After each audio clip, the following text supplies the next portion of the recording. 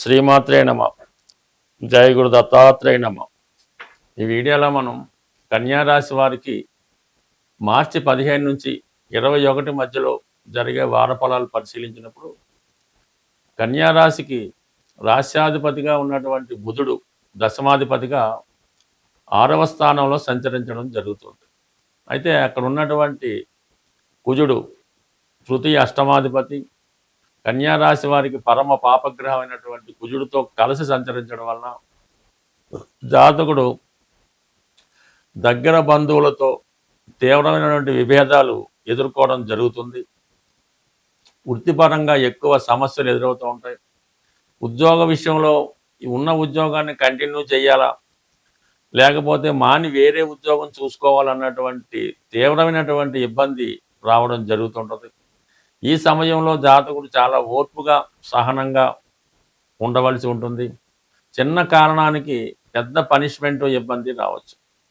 అలాగే ఆరోగ్యపరంగా కొంత జాగ్రత్త తీసుకోవాల్సి ఉంటుంది. అజీర్ణ సమస్యలు అవ్వచ్చు, చర్మ వ్యాధులు అవ్వచ్చు, విపరీతమైనటువంటి బాడీ పెయిన్స్ లాంటివి రావడం వల్ల జాతకుడు ఇబ్బంది పడడం జరుగుతూ ఉంటుంది. రాహుతో కలిసిన బుధుడు మనం ఏదో కొన్ని కొత్త విషయాలు తెలుసుకోవాలి, ఉద్యోగాన్ని ఇంకా ఇంప్రూవ్ చేసుకోవాలి, ప్రస్తుతం ఉన్నటువంటి వ్యాపార సంస్థని బాగుపరచాలనే ఉద్దేశంతో మీరుంటే మీకు ముందుకు వెళ్లకుండా కొంతమంది శత్రువులు మిమ్మల్ని ఏదో విధంగా ఇబ్బంది పెట్టి మిమ్మల్ని బ్లేమ్ చేసి ప్రస్తుతం ఉన్నటువంటి పదవి నుంచి హోదా నుంచి తప్పించే ప్రయత్నం చేయడం జరుగుతూ ఉంటుంది. అంటే కొంత ఓర్పు సహనంతో ఎదుర్కొంటే తప్ప ఏమాత్రం తొందరపడినా అటు ఉద్యోగానికి హోదాకి కూడా ఇబ్బంది కలిగే అవకాశం ఉంటుంది. దాని తర్వాత సప్తమ స్థానంలో శని భగవానుడితో పాటు శుక్రుడు ధన భాగ్యాధిపతి శుక్రుడు సప్తమ స్థాన సంచారంతో శని భగవాన్ని కలియటం వల్ల, అలాగే వ్యయాధిపతి రవి, ఈ మూడు కూడా జీవిత భాగస్వామితో తీవ్రమైన విభేదాలు రావడం, లేదా మీరు స్త్రీ అయి ఉంటే మీకు భర్త గారితో విభేదాలు రావడం, అదే సమయంలో మీకు విదేశంలో కానీ దూర ప్రాంతంలో కానీ వేరే ప్రాంతంలో కానీ ఒక కొత్త ఉద్యోగ అవకాశాలు రావడం జరుగుతూ ఉంటుంది. అలాగే ఇంతకాలంగా మీరు ఎవరి కోసం అయితే ఎదురు చూస్తున్నారో అటువంటి వారిని మీరు కలుసుకోవడం జరుగుతుంటుంది. వారు మీకు సహకరించడం జరుగుతూ ఉంటుంది. గతంలో చేసుకున్నటువంటి పెళ్లి ఒప్పందాలు కానీ ప్రేమ ఒప్పందాలు కానీ నిశ్చితార్థాలు కానీ ఈ సమయంలో అవి రద్దయ్యే అవకాశం ఉంది. చిన్న కారణం వల్ల పెద్ద పెద్ద సమస్యలు రావడం జరుగుతుంటుంది. కేవలం భార్యాభర్తలు మాత్రం వారిద్దరి మధ్య ఎటువంటి విభేదాలు లేకుండా జాగ్రత్త పడి ఉండాలి. రిలేషన్స్లో ఉన్నవారు కానీ దాన్ని నిశ్చితార్థం కుదిరి పెళ్లి డేటు కొరకు ఎదురు చూస్తున్న వారు కూడా ఇతరుల మాటలు వినకుండా చాలా వరకు సహనంగా ఉంటే మంచిది. బట్ ఏదైనా ఈ విభేదాలు రాకుండా జాగ్రత్త పడడం మంచిది. బట్ ఏదైనా కొంత ఎడబాటు ఈ భార్యాభర్తల మధ్య ప్రేమికుల మధ్య కనబడుతుంది. అది జాగ్రత్తగా గమనించగలరు. అయితే ఓవరాల్గా రవి వ్యయాధిపతిగా సప్తమ స్థానంలో సెపరేటివ్ ప్లానెట్ అవ్వటం వల్ల కంప్లీట్గా అటు ఉద్యోగ సంబంధించిన విషయాలకి ఇబ్బంది కనబడుతుంది, పెళ్లి విషయాలకి ఇబ్బంది కనబడుతుంది, అలాగే ఆరోగ్యపరంగా కూడా కొంత ఇబ్బంది కనబడుతుంది. అయితే కొన్ని సందర్భాల్లో అనూహ్యంగా గతంలో మీరు ఏదైతే ఒక రాజకీయ పదవికో ప్రభుత్వ పదవికో నామినేటెడ్ పోస్టుకో ప్రయత్నం చేస్తుంటే అది మీకు ఈ సమయంలో లభించే అవకాశం ఉంది. అలాగే ఏదైనా కొత్త వారితో పరిచయం, మీరు ఎంతో కాలంగా ఎదురు చూస్తున్నటువంటి వారితో కొత్తగా పరిచయం ఏర్పడడం, వారితో కలిసి జీవించాలని ఒక నిర్ణయానికి రావడం కూడా ఈ సమయంలో అది కనబడుతుంది. అది కొంత వ్యతిరేకమైనటువంటి నిర్ణయం అయినప్పుడు కూడా, సంఘానికి సొసైటీకి వ్యతిరేకమైనప్పుడు కూడా, కొన్న అనెతికలు అయినప్పటికీ కూడా ఈ సమయంలో కొన్ని నిర్ణయాలు మీరు తీసుకొని కొంతమంది బాధ కలిగినప్పుడు కూడా మీ ఆనందం మీ సంతోషం కోసం మీరు ముందుకెళ్ళే అవకాశం ఉంటుంది. బట్ ఏదైనా గురువు కూడా ఈ సమయంలో దశమ స్థానం అయినటువంటి కర్మస్థానంలో సొంత నక్షత్రం మీద సంచరించడం వల్ల ఏంటంటే కంప్లీట్గా ఈ సప్తమ భావ ఫలితాల్ని ఏదో విధంగా కాపాడే ప్రయత్నం అన్నది జరుగుతూ ఉంటుంది. బట్ అలాగే చతుర్థాన్ని వీక్షించడం వల్ల గృహ సంబంధించిన విషయాల్లో ఉన్నటువంటి సమస్యలు కూడా పరిష్కరించే ప్రయత్నంలో, అంటే గురువు కొంతవరకు బాధకుడు అయినప్పుడు కూడా ఏదైనా మీ యొక్క పుణ్యాన్ని కానీ మీ యొక్క మంచితనాన్ని కానీ పాడు చేయకుండా మీ గౌరవాన్ని కాపాడే ప్రయత్నం గురువు ఎల్లప్పుడూ చేస్తుంటాడు. ఈ వారంలో మనకి ఉగాది నూతన సంవత్సరం రాబోతుంది. అయితే ఉగాది నాటికి ఈ గ్రహాలన్నీ రాహు కేతువు యొక్క యాక్సెస్లోకి రావడం వల్ల ఒక విధమైనటువంటి కాలసర్పదోషం ఉండగా ఈ ఉగాది ప్రారంభం అవడం జరిగింది. అంటే దీనివల్ల సంపూర్ణంగా రావాల్సినటువంటి ఫలితాలు సకాలంలో అందుకోలేకపోవడం జరుగుతుంది. కొన్ని అనుకోని ఇబ్బందులు, సమస్యలు వ్యక్తిగతంగా, అంతర్గతంగా అటు దేశాల మధ్య విభేదాలు రావచ్చు, రాష్ట్రాల మధ్య విభేదాలు రావచ్చు, రాజకీయ నాయకుల మధ్య విభేదాలు రావచ్చు.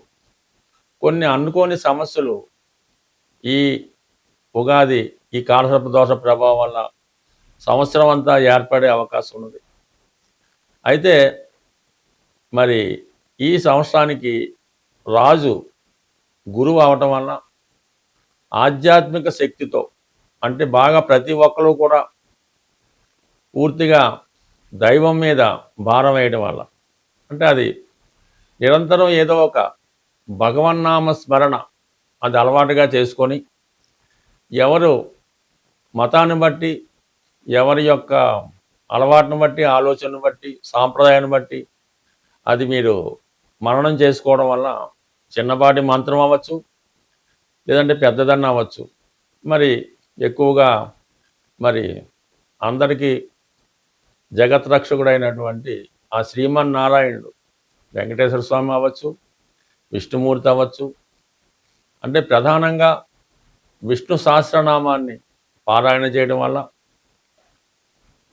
లేదంటే మీకు ఇష్టమైనటువంటిది లలితా సహస్రనామం, శివనామస్మరణం, గోవిందనామాలో ఏవో ఒకటి రోజు వీలు లేకపోతే వారంకోసారి ఇలా చేయడం వల్ల, ఎక్కువ పుణ్య కార్యక్రమాల్లో పాల్గొనడం వల్ల అటు ప్రపంచ దేశాలతో పాటు మనము కూడా సుభిక్షంగా ఉండే అవకాశం ఉంటుంది. కాబట్టి ప్రతి ఒక్కరూ అంటే ఈ సంవత్సరం గురువు రాజవటం వల్ల ఇటు మీకు మంచి ఫలితం జరిగే అవకాశం ఉంది. అందరితో పాటు మనము బాగుండాలనే మన ఆలోచన కూడా నెరవేరే అవకాశం ఉంది. కాబట్టి సాధ్యమైనంత వరకు మరి భగవన్నామ స్మరణ చేస్తూ ఎవరినైనా మరి దేవాలయాల్ని రక్షించడం, ధర్మాన్ని రక్షించడం, ఇవన్నీ చేయడం వల్ల చాలా వరకు ప్రతి ఒక్కరికి మంచి ఫలితాలు రావడం జరుగుతూ ఉంటుంది. అలాగే ఈ ఉగాది రోజు మీకు కామన్గా మరి ఎవరైతే తొందరగా వివాహం జరగాలి, లేదంటే ఉద్యోగం రావాలి అని కోరుకుంటున్నారో, ఈరోజు వాళ్ళు కనీసం అంటే ఈ నవధాన్యాల్లో ప్రధానంగా 3 పెసలు, మినుములు, కందులు, గోధుమలు ఏవో ఒక 3 ప్రధానంగా తీసుకొని మీ పిడికిలతో ఒక్కొక్క పిడికలతో ఒక్కొక్క, అంటే 3 తీసుకోండి. ఒక పిడికలతో మినుములు అవ్వచ్చు, పెసలు అవ్వచ్చు, గోధుమలు అవ్వచ్చు, కందులు అవ్వచ్చు, ఇది 3 పిడికలు ఒకే పాత్రలో పోసి చక్కగా నానబెట్టి, అవి నానిన తర్వాత ఏదైనా గోవుకి, చక్కని కామధేనుకో గోవుకో అది పెట్టడం వల్ల ఆ గోవు తింటుండగా మీరు గోవు చుట్టూ 3 ప్రదక్షిణలు చేసి ఆ గోవుకి నమస్కారం చేయడం వల్ల, ఇంకా అవకాశం ఉన్నవాళ్ళు గోపూజది చేసుకుంటే చాలా మంచిది. బట్ ఏదైనా ఉగాది నాడు ఈ కార్యక్రమం చేయడం వల్ల గోవుకి సంతృప్తి కలిగించడం వల్ల కంప్లీట్గా మీకు ఈ చక్కని ఈ ధనయోగం కానీ పెళ్లి కానీ జరుగుతుంటుంది. ఈ మధ్యకాలంలో బాగా సక్సెస్ఫుల్ రెమెడీ ఏంటంటే, ఈ బంగారు సిల్వర్ అమ్మే షాపుల్లో ఆవు దూడతో చేసినటువంటి, అంటే ఆవు దూడ వెండితో చేసినటువంటి చిన్న ప్రతిమ, ఒక 3 గ్రాములు 5 గ్రాములు అయినా పర్లేదు, అవి రెడీమేడ్గా దొరుకుతున్నాయి. అవి మీ వ్యాపార సంస్థలో మీ క్యాష్ బాక్స్లో అన్నా వేసుకోండి, మీ పాకెట్లో అన్నా పెట్టుకోండి, వీలైతే మీ పర్సులో అన్నా పెట్టుకోండి, మీ క్యాష్ బీరువాలో అన్నా పెట్టుకోండి. దాన్ని పెట్టుకొని మర్చిపోండి, నిరంతరం ధనం మీకు అందులో పెరుగుతూనే ఉంటుంది. ఈ వెండితో చేసినటువంటి ఆవు దూడ బొమ్మ మీ క్యాష్ బాక్స్లో పెట్టుకున్నా, మీ దగ్గర ఉంచుకున్నా, మీకు ధనానికి లోటు రాకుండా 100% పనిచేస్తుంది. చిన్న పరిహారం గొప్ప మార్పును తీసుకొస్తుంది. స్వస్తి.